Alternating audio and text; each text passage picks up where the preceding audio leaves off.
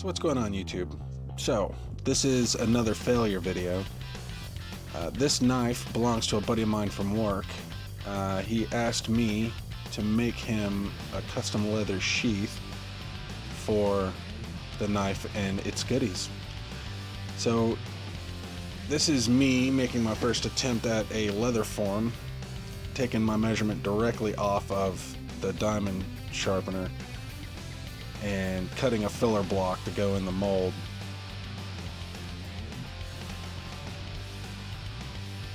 And off camera I did shave that down a little bit, down to the lines. Here's my first mistake, using cardboard as a spacer rather than a piece of the leather that I'll be putting in there. I should have seen that mistake coming, but yeah. So this is going to be the form for the diamond stone that he carries around in the sheath. So the plywood backer, I'm just cutting that end off, and that will become a cover for it to actually clamp all that stuff together. This is a piece of rod that's the same diameter as the handle on the ferro rod that he carries around in there as well. And that'll be the form for the ferro rod holder. And this, I'm just chamfering the edges so that it doesn't cut the leather when I clamp it up.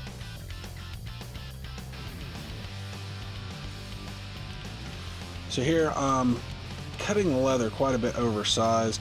I figure I'll just trim it down afterwards. So this first cut is for the diamond hone pouch. And I just folded the leather over there to get the size for the ferro rod holder. Again, oversized, and I'll trim that down later on, was the plan. I'm just soaking these in a bucket of water, obviously, and I didn't soak them very long, but it seemed to work quite well. This is where I realized how tight that fit was. But I went ahead and took a shot at it anyway.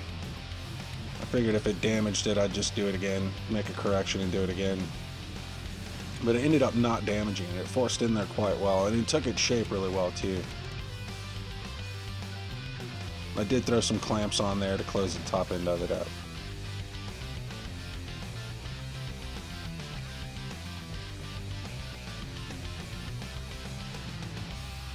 And this is how I did the ferro rod, and that worked really well. And just left both of those things clamped up overnight. So this is the next morning. Came down to see how well they took shape. And the ferro rod holder really did good. Once that's stitched up, that's going to hold together really well. This is the one I was worried about. It was extremely tight, and you'll see me grab a screwdriver here and carefully pry that filler block out.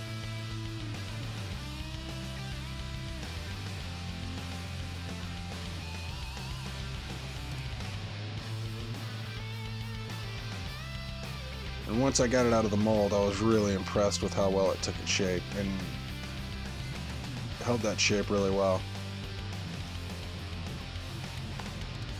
So here I'm doing the first bit of stitching, just attaching that diamond hone pouch to the front of what would be the outside of the sheath, and I want to do the left side and the bottom. And the plan was to slip the ferro rod holder in between the layers so that it was just kind of built in, and it would create a fat spot inside the sheath for the knife, or the spine of the knife to sit down into, make a little bit of extra room on that side. The knife's a good 1/4 inch thick, so thought it might need it. So here I've got them all mocked up, and I'm just using a needle and a handle to run that straight through all 5 layers of leather down into the workbench. Hold everything in place. And this is where I really totally screwed this up, was all those layers. As I tried to chisel my way in to make the stitch holes, you can see the ferro rod's just, the ferro rod holder's just slipping right out of there. and I kept trying, and once I put 2 marks on it, I knew I was done. I was going to be redoing it, but I wanted to just see if I could make the thing work. So I went ahead and ran it through, and it just cut a big giant hole in it. So plus if you notice, the stitching on the left's extremely crooked. Yeah, I wouldn't be happy giving that to somebody. So this is me starting over. So yeah, the rest of this video is just me redoing the mold and getting things set up again. So I learned a few lessons on this one, and I'm enjoying the process so far. But anyway, what you can plan to see for the video once I actually get this thing to work out, he didn't like the fact that the black finish is starting to come off the handle. He doesn't like the way it looks, so I'll be taking the black finish off the handle and just leaving it unfinished.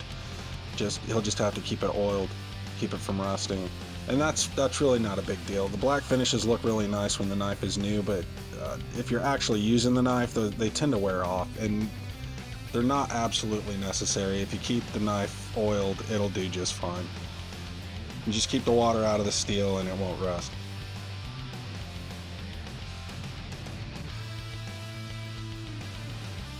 So a couple of failures. It's come into my head that it's probably a disservice to you guys for me to not show you my failures, and I usually don't, but I kind of figure, you guys can learn from my mistakes as much as I can, so why not share them?